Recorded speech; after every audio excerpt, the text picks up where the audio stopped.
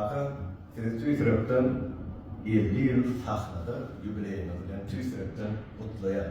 Ondan beri halkımda elmadan aydınlar bilen hırmat etmemizi Allah'tan dilek ederim.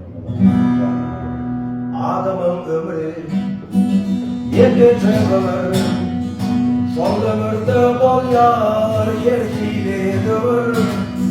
Gidilir şükür yine de kabarır, yine gamlan yar kıvırırım. Bahkamlanma bir ömrüm, geçip var yarım.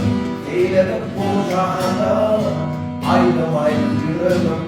Bahkamlanma bir ömrüm, geçip var yarım. Eyledim bu cahanda, ayrım ayrım yürürüm. Başlığımda oyna, ölüp giderdim. Ahirette kayma, seçip söyledim. Elime gitara, aydan düdürdüm. Yemma kamlan yar kıvır. Bahkamlanma tek ömrüm, geçip var yarım. Eyledim bu cahanda, ayrım ayrım. Bahkamlanma tek ömrüm, geçip var yarım. Eyledim bu cahanda, ayrım ayrım.